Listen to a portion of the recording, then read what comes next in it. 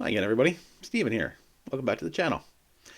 Today I'm going to go over my top 13 favorite sci-fi TV shows. Uh, Mine. Uh, while I'm going over this, if you think I've ranked something too high or too low, let me know in the comments. Let's get some conversation going about this. Or if you think I've missed something completely, or you think that what I have on my list wouldn't be anywhere near yours. Let's talk. That's what this is all about. Getting some conversation going, having some fun conversation, some fun debate over sci-fi shows. So let's go.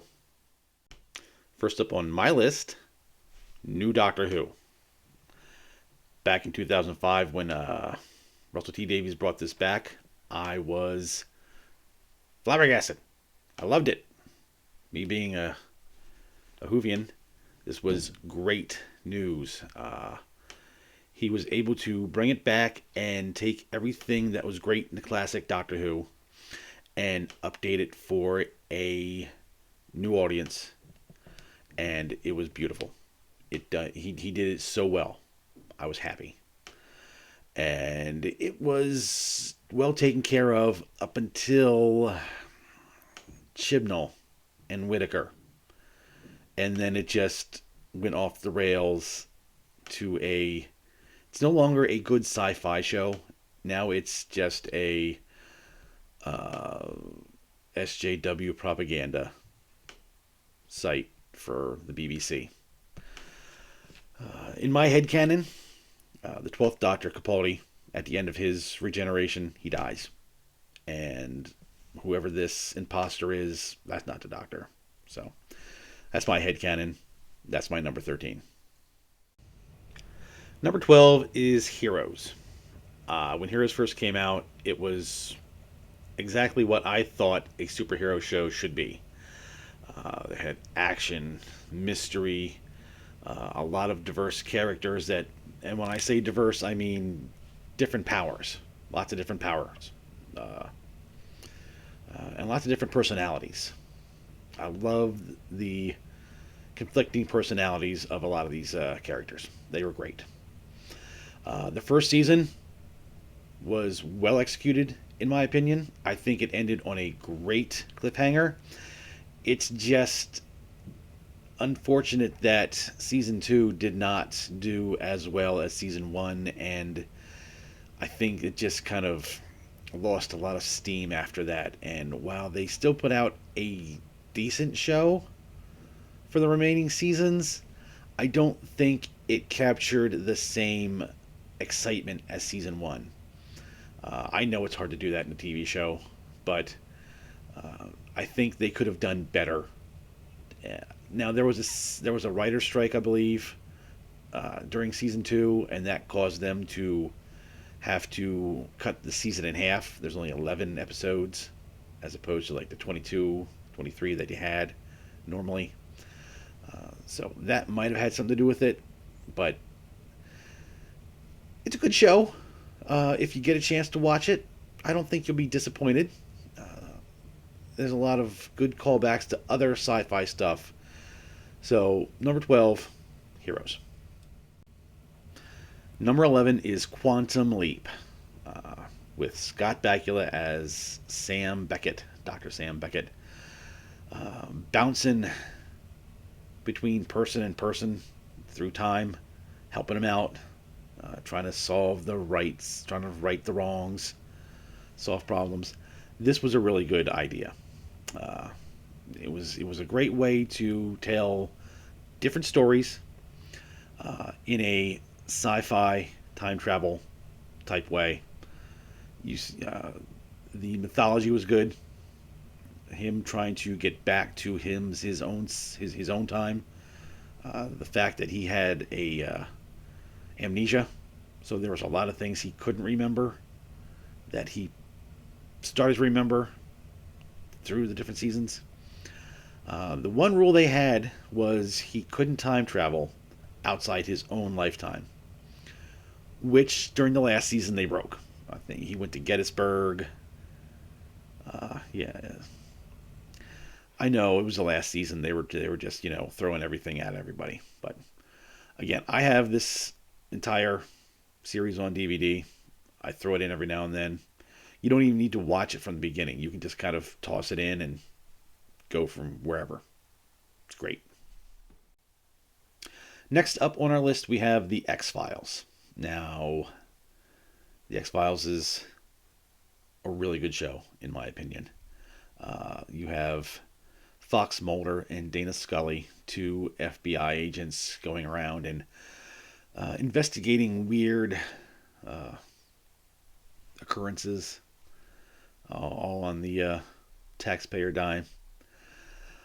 This is another show that has a great mythology. Uh, the episodes themselves are good, and the mythology that they weave through is excellent. The fact that Mulder's sister was supposedly abducted by aliens. Uh, Scully eventually is abducted by aliens.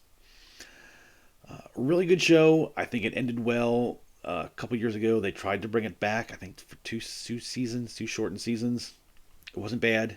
It wasn't great, but it was a good uh, add-on to the original, along with the two movies that came out. Number 9 is Fringe. Now, I know there are a lot of people who do not like J.J. Abrams or Bad Robot. I'm one of them for what they did to Star Wars and Star Trek.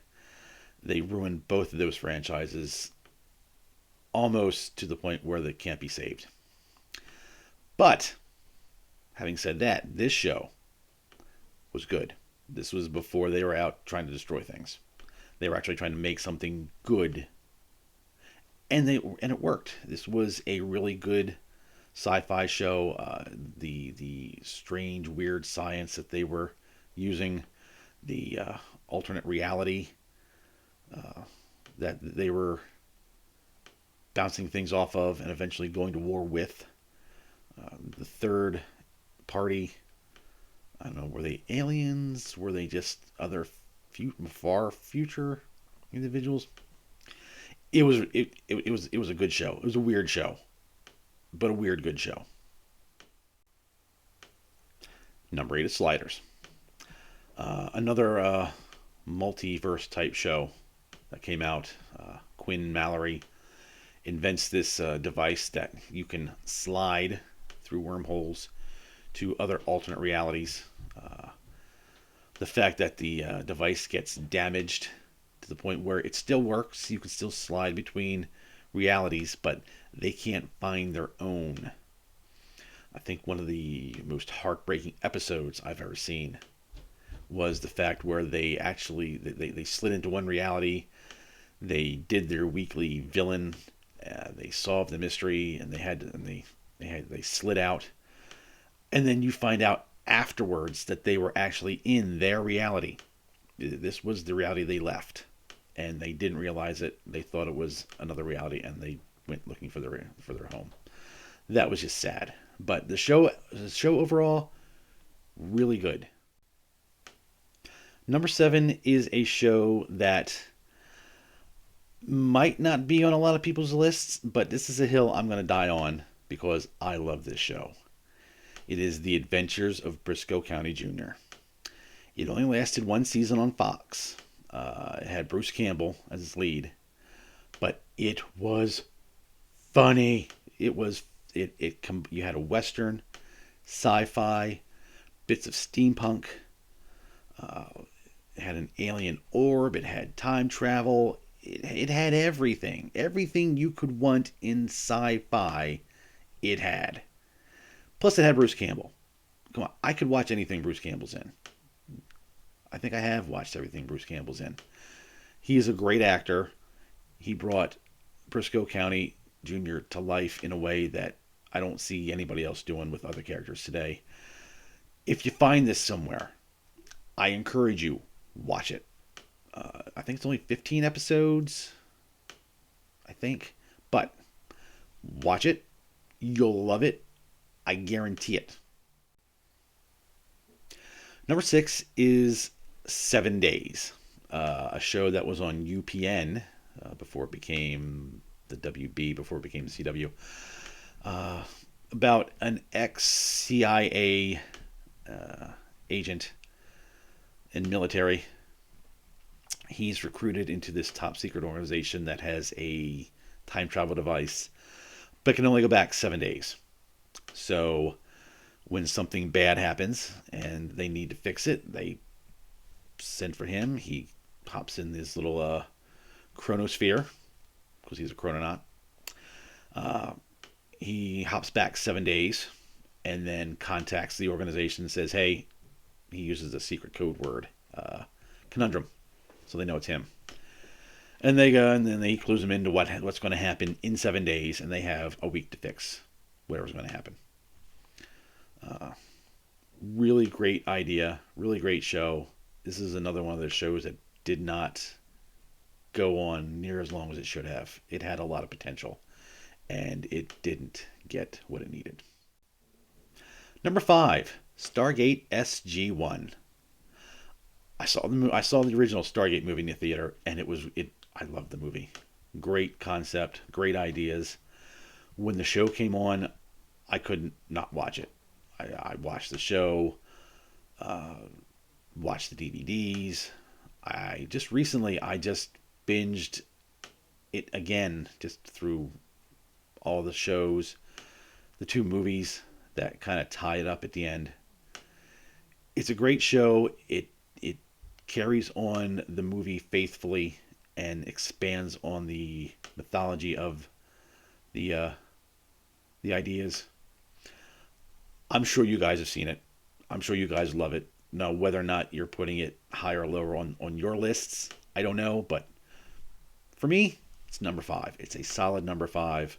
I can go back anytime and watch these shows. They're great. Number 4 is Warehouse 13.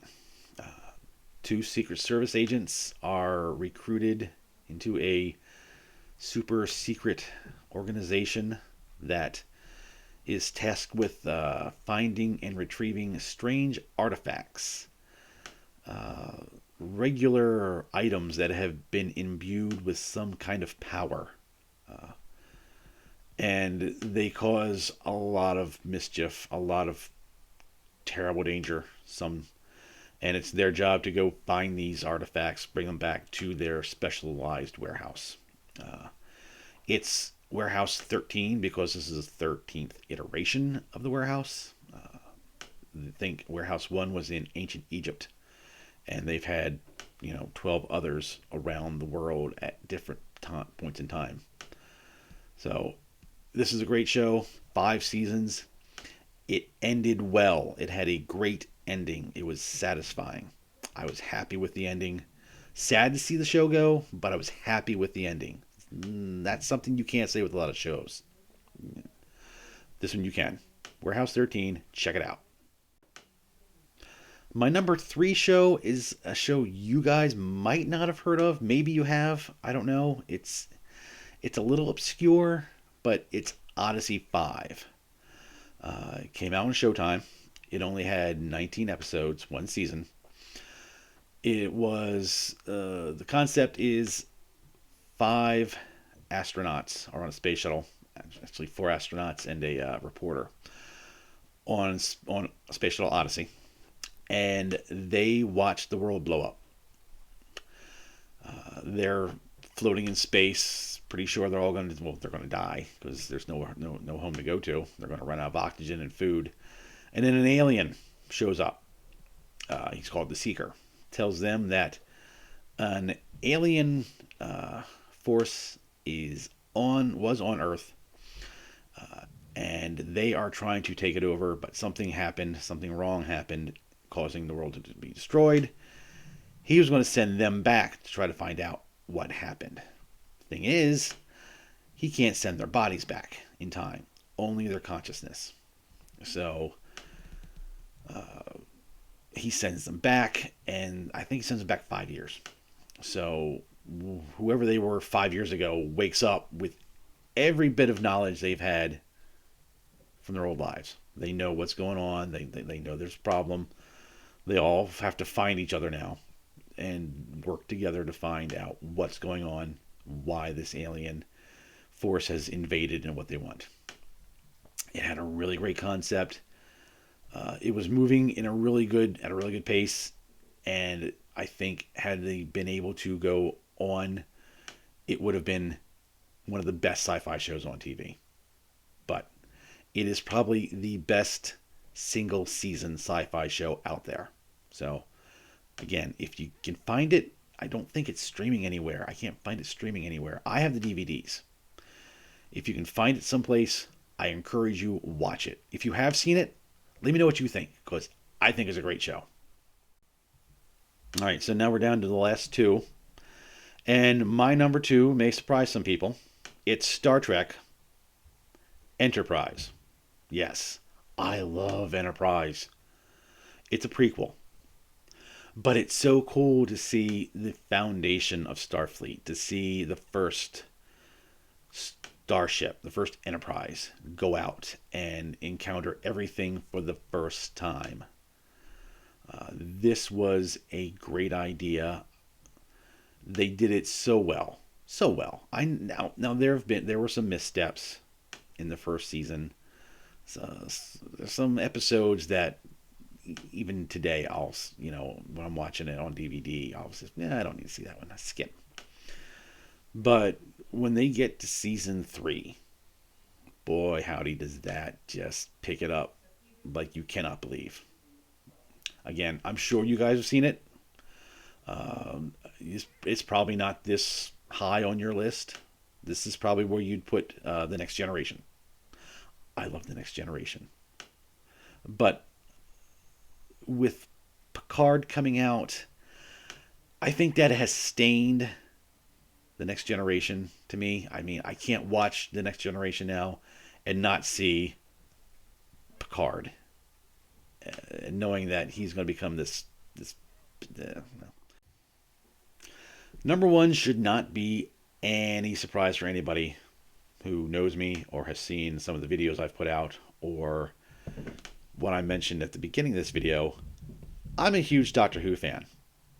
Classic Doctor Who is my absolute favorite sci-fi TV show. It has made me who I am as a sci-fi fan. It has informed me. I am who I am because of it. I have the seal of Rassilon tattooed on my arm, just so people know. In the book I wrote, Deadlock, I have quite a bit of Doctor Who references, Easter egg all over the book. It is by far the best. I am a Tom Baker fan. You can look over my left shoulder,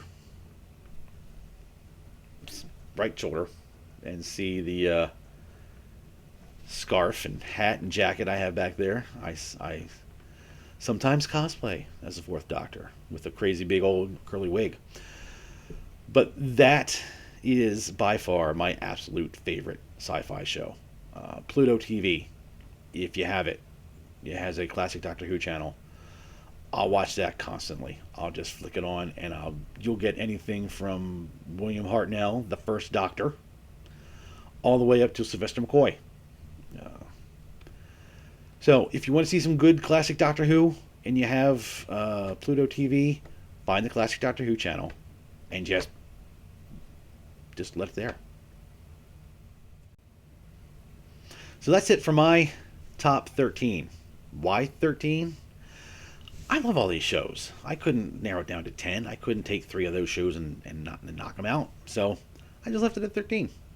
Besides, who else has top 13 this or that? Nobody that I know of. So, again, thank you guys for watching. I really do appreciate this. The little channel that could. We keep growing slowly, but we're growing. If you would like the video, share it with your friends. Subscribe if I've earned that.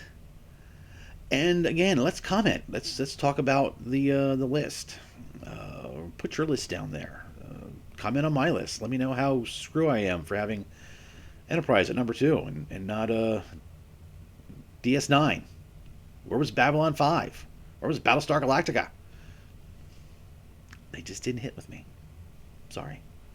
Deep Space Nine did. I love Deep Space Nine. If I made a longer list, Deep Space Nine would probably be the second Star Trek show I'd have on there.